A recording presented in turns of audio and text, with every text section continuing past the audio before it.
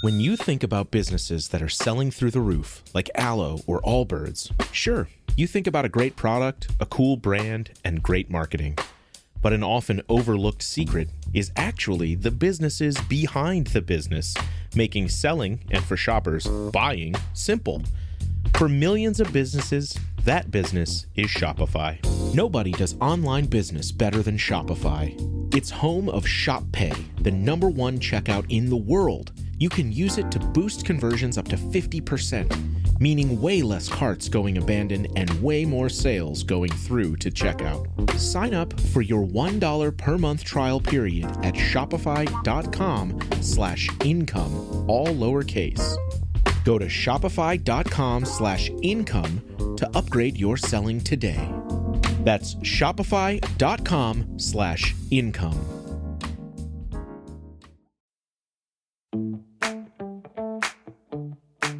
This is The Planted Runner. I'm Coach Claire Bartholic, and welcome to the PR Training Lab. This is where you get to know me a little bit better as a coach, understand my process, and learn how I make custom training plans for runners. And I've been giving away custom training plans for this series, which you could win if you just apply. All you have to do, and it's free, of course, is write an Apple Podcast review. This is the #1 way to help this show's reach, and it's free. And you can do it even if you're an Android user. And then after that, you go to theplantedrunner.com/PR lab and you fill out the questions that I ask each athlete. And then about once a month, maybe every 6 weeks, kind of depends, I pick a new one and I discuss live on the show how I make the training plan for that particular athlete. These have been so popular because I think a lot of runners see themselves in a lot of these training plans that I make. And if you are training for a particular race, I have probably covered it. I'm trying to do all the big ones, of course, the most popular ones, but sometimes the little ones are fun to do as well. So if you've got a race coming up in the next 3 months, 4 months, it's the perfect time to go ahead and enter the contest. And it doesn't have to just be marathons. You got a 5K, a turkey trot, a polar plunge, 10K, whatever they call those winter races. Go ahead and apply and you might just win a free training plan. I include all the questions that I ask in the application to each athlete. I put them in the show notes so you can follow along. Today, we are going to be building a training plan for Daniel, who will be racing CIM.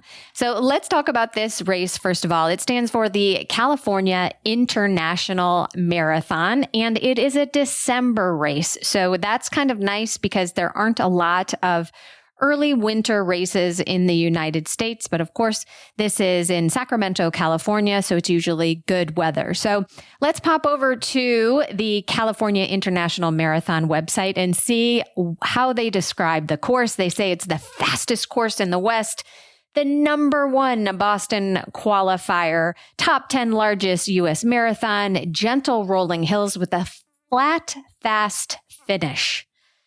All right, here's what they say. Our point-to-point net downhill course has remained unchanged for 42 years, starting from Folsom's scenic foothills and ending at the historical California State Capitol. CIM has provided over 100,000 runners of all speeds, from first-timers to the fastest of the fast, the best chance to achieve their marathon goals.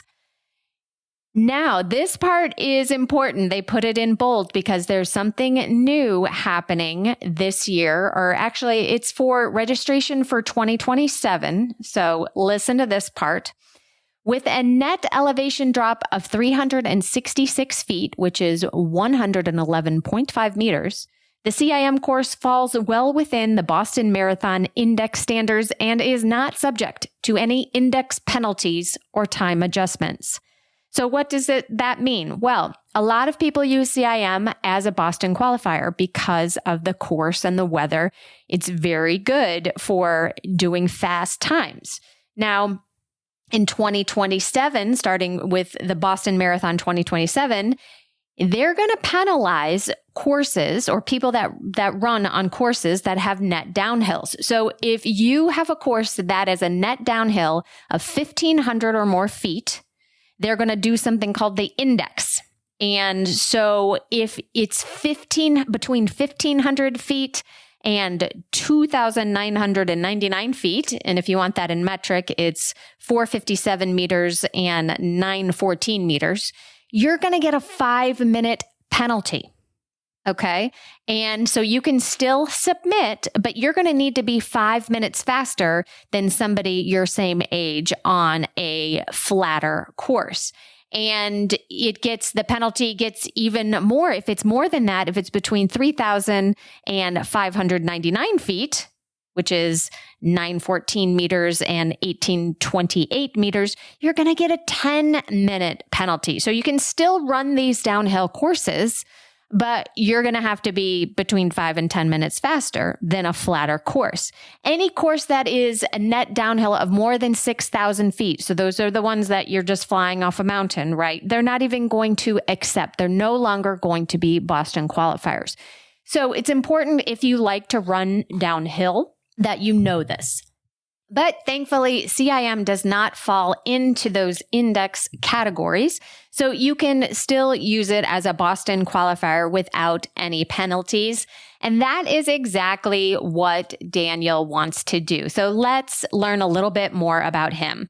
He's 55 years old. He found out about me on Instagram. Glad to have you following.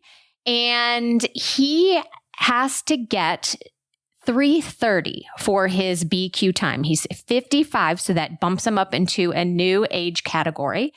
And he also wrote he wants to be 5 minutes faster. So he really wants 3:25. Now this year for the 2026 marathon, it was under 5 minutes was the qualifying time. So you needed to be 4 minutes and change faster than the qualifying times in order to get accepted into the 2026 Boston Marathon. So he's hoping for a 5-minute cushion. Will that be enough for 2027? Who knows? Sometimes everybody gets in. Sometimes it's more than 5 minutes. 5 minutes is usually pretty safe, but the more the better. So what does that translate to per mile or per kilometer? A 3:25 marathon, that means you need to run an average of 7:49 per mile or 4:52 per kilometer.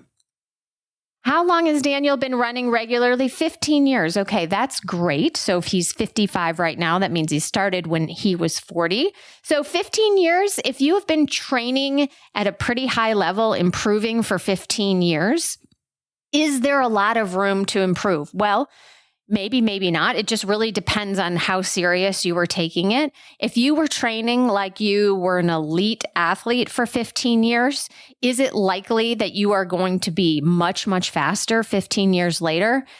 Unlikely that you will be faster overall. But again, we're trying to get faster for our age. That's why there are age graded times for the Boston Marathon and other races. We know that a 55-year-old is not going to be faster than a 30-year-old if they are at, the equivalent peak. So we have age graded. So if he is continuing to improve every year, which is possible, then he can improve on his performance with this race. But yes, if he has been at a really high level for 15 years and he is squeezing every drop out of his fitness, is the decline about to happen? It's unclear. It's less about his age, 55, and more about the amount of years in the legs. So, elite athletes, elite marathoners, are they at the top of their game for 15 years? No, they're not, and they're retiring when they're 40. Right? So it's not necessarily the exact age. It's more about the training age of your legs. On the other hand, if he's been running for 15 years, but kind of been in and out and has never really taken it to the next level, has never really been super serious about everything it takes to be your very, very best, then absolutely, he can definitely improve in the marathon. All right, Daniel prefers miles, so we'll do his training plan in miles. He does not have any injuries, which is phenomenal. Let's see how fast he is. What are your recent race times and distances? And I want to know in the past 6 to 12 months. I don't necessarily want to know what he did when he was 42. I want to know what he's been doing for the past year. He said he did a spring marathon in 3:29. Okay, so we're in the ballpark. He wants to get a 3:25, and he just raced a 3:29. And a 3:29 marathon translates into 7:59 per mile or 4:57 per kilometer. So we're in the ballpark, right? A 3:29, is it unusual to be able to do a 3:25? Well, fitness-wise, to improve 4 minutes, maybe that could be a challenge, but we don't know the conditions of his spring race. Was it hot? Was it cold? Was he sick? Was it a harder course? We don't know the conditions. I think that matters a lot more than your fitness. Of course, if you have an off day, you definitely can swing in your marathon finishes depending on the day you get. So it's not always a perfect indicator.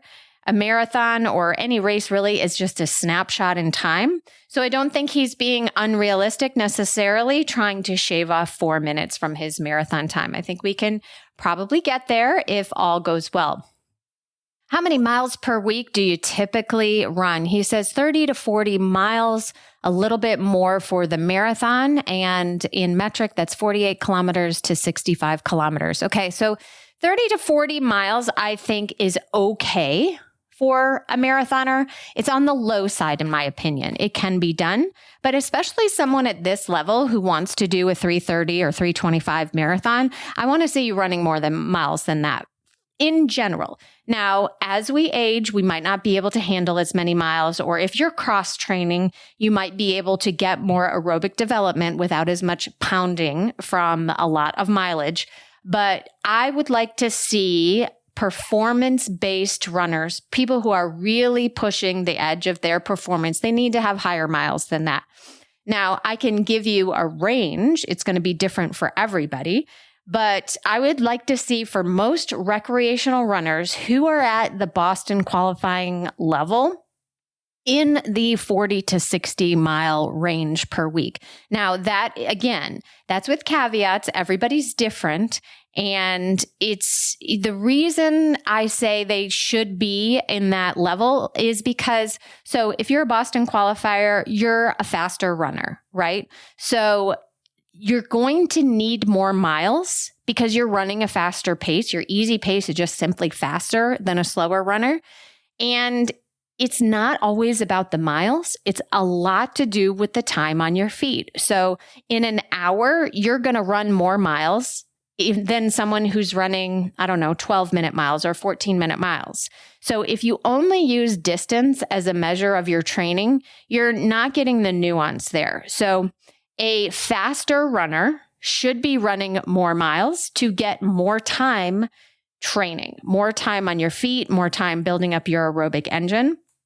It's not about the speed. It's about the time on your feet with a lot more easy miles. So I would like to see that bumped up a little bit if possible. So he did say he trains a little bit more when he's in marathon training, which is good. So let's find out how much.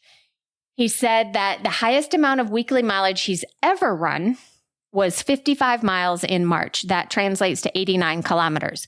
That's great. We'll keep him there. I like 55 miles. Maybe he could bump up to 60, but it's not about bumping up to some magic number. It's about what works for your lifestyle, what works for your body, and what is beneficial. 1 mile here or there is not going to make a difference, but several weeks in a row of nice, relatively high mileage is what somebody who's trying to qualify for Boston really does need. What days of the week do you currently run? He said almost every day. He put 6 days a week, Monday, Tuesday, Thursday, Friday, Saturday, Sunday. So I don't know if he is running 6 days a week or if he runs all of those days, but sometimes it's 5 days a week, sometimes it's 4 days a week. I think with 55 miles to spread that out, I would like to see 6 days a week, sometimes 5. Depends on how long your long run is. but certainly don't want to do 55 miles in 4 days. Really don't want to do that in 5 days. So I would rather see more frequency than a bunch of really long runs every day. I think frequency is more important than overall volume. I'll be back with more from the PR Training Lab right after this. The Planted Runner is sponsored by Liquid IV. You've been sweating through the summer and finally cooler temperatures of the fall are on their way. But that doesn't mean that you should lose focus on proper hydration for running and for life. Now is the perfect time to stock up on Liquid IV's new Energy Multiplier, sugar-free hydrating energy. It's scientifically formulated to support physical energy, hydration, focused mood, and even social stamina. You already know that it hydrates better than water for your runs and your workouts, but it's also perfect for when you feel run down after a long night out, and it's what I have in my carry-on anytime I'm hopping on a flight. I especially love the blackberry lemonade flavor. Don't just power through your day, ditch the glitch with zero sugar and zero crash from Liquid IV. Tear, pour, live more. Go to liquidiv.com and get 20% off your first order with code PLANTED at checkout. And that's 20% off your first order with code PLANTED at liquidiv.com. This is The Planted Runner. I'm Coach Claire Bartholic, and welcome back to the PR Training Lab. Which day of the week do you prefer to run your speed days? Tuesday, Thursday. Perfect. That is a good spread throughout the week. How long is your average or most recent long run? He said 14 miles, which is 22 kilometers. What pace would you say is a very easy effort, a relaxed pace so slow that you could talk the entire time almost as easily as walking? So I asked this just to make sure that we're running our easy pace truly easy. He said a 9:45-minute mile or about 6 minutes per kilometer. I would say for Daniel's level, yes, that is probably an easy pace. So I am happy with that. What day of the week do you take a full rest day? He says Wednesday. Okay. And what are your non-negotiables when it comes to training? So I need to know this question. If, let's say, you can't run on Sundays because you go to church, or you can't run long on Wednesdays because you have a job and you can't run 20 miles on a Wednesday. So I'd like to know, what are the things that I can tweak, or what are the things that I really need to keep in place? And he wrote, flexible, I'm retired. Well, congratulations, Daniel. Retired at 55. Good for you. I hope that you can run more miles then. That's absolutely fabulous. So we are going to set up his schedule. So his long run is on Sunday.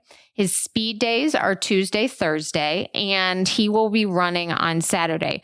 If you have listened to any of these before, I always like to have a run the day before your long run. And I have articles about this. I've done podcasts about this. The steady long run combo is fantastic because it simulates a longer long run without having you run super, super long mileage for your long run. So you can get away with the shorter long run because you're running on fatigue legs. It works absolutely beautifully and is in fact better than a longer long run because you have a little bit of recovery time with the night in between, and it still gives the same effect as a longer long run without the breakdown and as much risk for injury. You're also stimulating your metabolism twice by running the day before instead of adding the miles to one long run. And so you actually get a better stimulus for improvement. So I always like to have runners run the day before their long run. What are your favorite kinds of running workouts? He likes long runs with speed at the end. Great. I give a fast finish long run to almost every marathoner. It's important to do a lot of your early long runs at a gentle, easy pace. We are just building up the aerobic engine. We are getting some durability in our legs. We are practicing being out there for a long time, practicing our fueling and hydration. But as we get closer to the race, we want to get more specific. It does not mean we want to run marathon pace for a whole long run. That would be too hard. But we do want to have a faster finish. So that would simulate, again, a longer long run, but in a shorter period of time by doing marathon pace or even half marathon pace for a few miles at the end of a long run. So that might be 18 miles, 20 miles. It could be shorter. It could be 16 miles. So it could be your not necessarily your longest long runs, but close to it with a little bit of spice at the end. You could throw in some surges. There's lots of ways to make your long run a little harder, but you don't want to do that every single long run. And you really want to save it for the long runs closer to race day. What are your least favorite kinds of running workouts, or what do you struggle with most on your runs? He says long interval workouts or mile repeats. Oof, mile repeats. You should hate those. Mile repeats are hard because they are at a very high effort. They're obviously not at your mile race pace because you couldn't do more than one of those. So they're at your 5K pace or maybe a little faster, but they're very, very challenging. And they're not terribly specific to the marathon. I might give them at the very beginning of a marathon buildup cycle, but they are a very high intensity. I would not say VO2 max, although someone may disagree with me there, but they're a very high effort workout that is helpful for really building that kind of high end speed endurance, but not super specific to the marathon. So we're probably not going to use those too much. Longer interval workouts, yeah, I'm going to do those. But those are not going to be at your mile pace. They'll be slower than that. They might be at 10K or half marathon pace. So something like 1.5 miles times 3 or 4. So maybe 2 kilometers times 3 or 4. And that would be at, again, 10K pace or half marathon pace. So those are really, really challenging. That's a tough workout, especially when you're used to running something slower like marathon pace and you've got to crank up the heat and hold on to it for 1.5 miles or 2 kilometers. That's a tough workout. So I don't blame you for not liking that one, but I'm going to give it to you and I'm going to make you do it anyway, because it's really actually good for you, because that higher injection of speed and then dropping down to rest and then doing it again 2 or 3 times, that really does build up your stamina, which is exactly what we need for the marathon. So we will give you some of those and hopefully you can get through them okay. What kinds of non-running physical activities or cross training do you do each week, and when do you do them? He says golf once or twice a week. Okay, well, golf is not specific to running. Maybe it's helpful if you don't take the cart and you're walking the whole time. But golf is not necessarily the worst thing in the world for a runner. It gives you something different to do. You're not really using your legs that much. It's kind of an upper body thing, especially if you're driving and not walking. So, maybe mentally it's relaxing. Is it helpful to your running? No. No, it's not. Is it helpful to your mind and your social life and your soul? Yeah, maybe. So if you're retired, you've got time to do more than one sport, great. They're not contraindicated, so it's not going to hurt you unless you obviously hurt your shoulder or get some kind of golf injury. But I would say if you enjoy it and you have the time to do golf and you have a time to run, fabulous. As long as they don't interfere with each other, I have no problem with that. Gets you outside, gets you fresh air, and hopefully it's your social time with your friends. So I'm all for that if it works out in your schedule. Do you strength train? He says, yes, 2 or 3 times a week. Fabulous. Yes. Strength training is incredibly important. I would almost argue that strength training as we age is even more important than running. Yes, you heard a running coach say that strength training is more important than running, but I'm saying this as someone who is pushing 50, if you can believe it. Strength training is absolutely essential. Running is important, but not everybody has to run. Not everybody likes running. Not everybody is good at running. You can do something else for your cardio besides running. There's no substitution for strength training. None. Strength training builds lean muscles, helps your balance.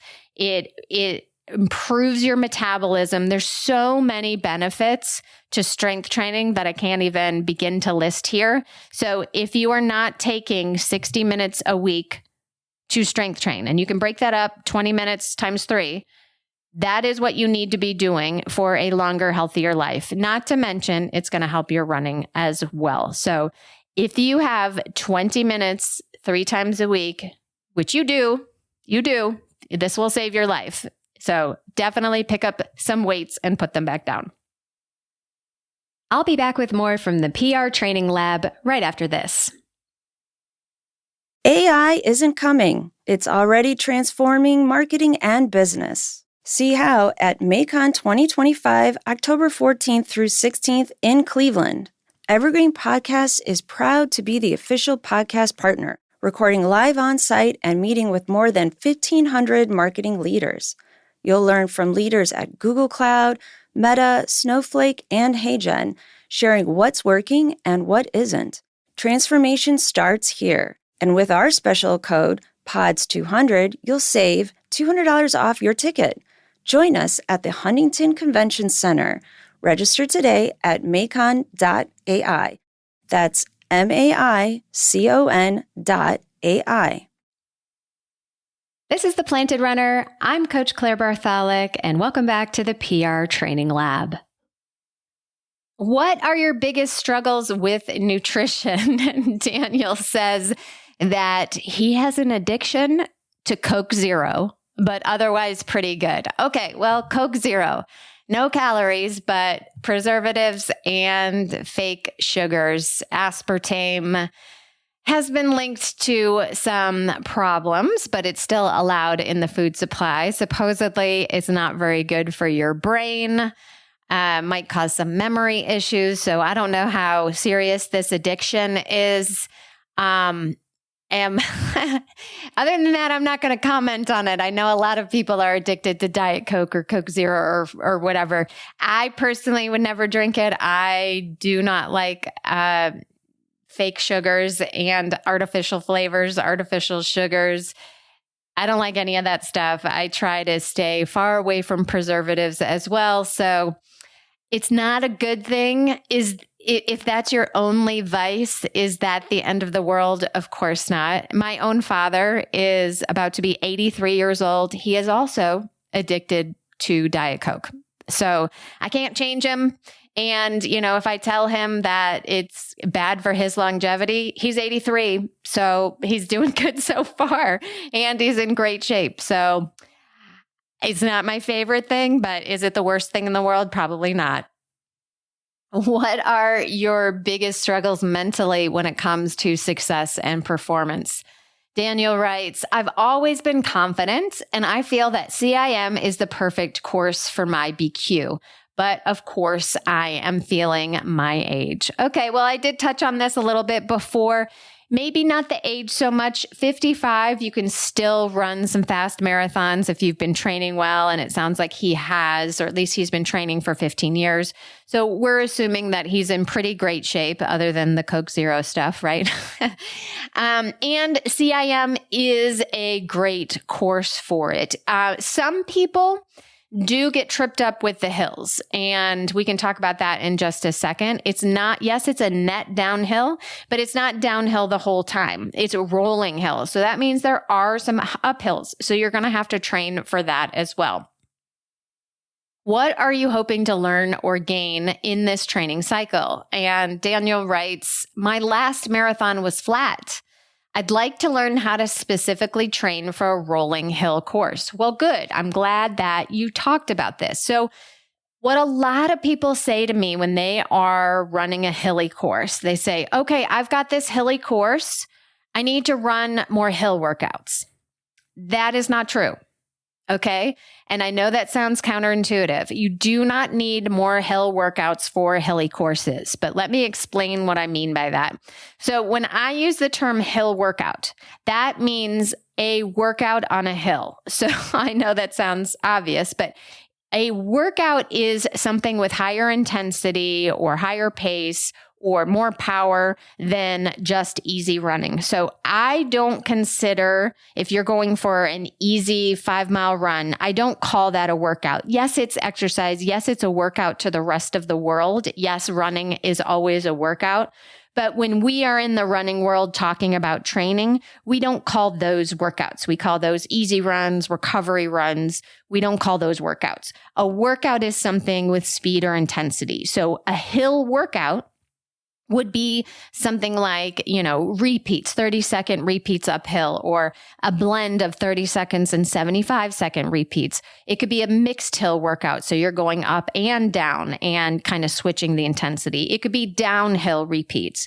It could be a combination workout where you're doing hill repeats and then you're doing a tempo. So there's lots of workouts that incorporate hills, but you don't necessarily need those things specifically for a hilly marathon. You need those for all marathons. So hill workouts are just ways to build strength and power. So you could build strength and power on the track. You could do it in the gym. You could do it with plyometrics, or you can use hills. It's not because the hill is specific to your course that you want to do hill workouts. You're doing it to build strength and power, right? So those are things that you need for even the flattest course. I want to give you hill workouts if your body can handle it. So hill workouts are great for every single marathon. Now, when you're trying to get specific for the course, that's what you want to do with your long runs and some of your easy runs, and then maybe some of your workouts as you get closer to the race. So if you have a rolling hill that ends in a flat finish course, like CIM, try to simulate that on as many long runs as you can. Try to do rolling hills. If your terrain where you live does not match the course, get on the treadmill or drive somewhere that you can mimic the course as often as possible. If you're running something flat like Chicago, pancake flat, try to run as many long runs on pancake flat. You think that flat is fast, but flat is also monotonous, and those little muscles never get a chance to change. You're never getting a break going uphill or downhill. It's always flat. So you need to get your muscles ready for flat. Now, you're not doing flat workouts. I mean, you are doing flat workouts, but not because of the course. So when you want your training to get course specific, that's in your long runs and in some of your easy runs if possible. So if you are running the Boston Marathon, for example, you want to do your long runs where you start off downhill and maybe finish uphill or flat. You want to simulate the course, not mimic it exactly, but you want your legs to go through what you would be going through on the course in your long runs at a much easier pace so that you can practice that. You do not need course-specific workouts. You need course-specific long runs. Now, there is exceptions to this, of course, if you have an exceptional course.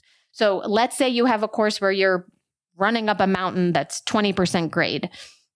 Yeah, you're going to want to do some hiking workouts. You're going to want to be doing some walking workouts. You're going to want to mimic the course in some of your workouts because that's a totally different thing. Or you're doing a trail ultra. You're going to want to be doing some, mimicking of the course as well. So there are exceptions to doing workouts than what I just said.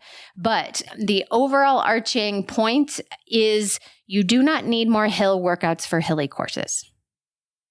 And finally, the last question that I asked Daniel is anything else you'd like to share that would be helpful to your success? He says, I've never had a drink of alcohol or coffee in my life. I think it keeps me young. Okay, so that is interesting. So what are your thoughts on that? What is more dangerous, Coke Zero or alcohol? Probably going to say alcohol is more detrimental to your health than Coke Zero. I don't have any science to back that up, but I do know there's lots of science on how bad alcohol is for you. We all know that. So if this guy is trading alcohol for Coke Zero, probably a net positive, I would say, but I would love to hear your thoughts. Obviously, we don't want to have any addictions to anything, but we're human and, something's got to give. So I think that yes, no alcohol definitely would keep you young. Coffee, on the other hand, lots of health benefits for coffee if you drink, a moderate amount. I think the science on coffee has gone back and forth over the years, and I think it's finally swung to that it is beneficial for you, but it doesn't mean that you need to start drinking coffee if you're not already a coffee drinker. Well, Daniel, I am looking forward to building your CIM training plan for you and would love to hear how it goes in December. I think you've got a great shot of doing really well at it, provided you get a good day. And I'm so thankful that you submitted your application. Now, if you would like to win a free training plan created live on the Planted Runner podcast, once again, all you need to do is write an Apple Podcast review. Tell me your thoughts, tell the world how much you like the show, and then go to theplantedrunner.com/PRLab. That's all I've got for you today. Have a great run today. Thank you for listening to The Planted Runner, part of the Evergreen Podcast Network. Don't forget that you can enter to win a free custom training plan for your next race and get featured on the show. Just write an Apple Podcast review and enter at theplantedrunner.com/PRLab. Of course, reviews are the #1 way to boost this show's reach, and it's a great way to tell me what you'd like to hear next because I read every single one. Have a great run today.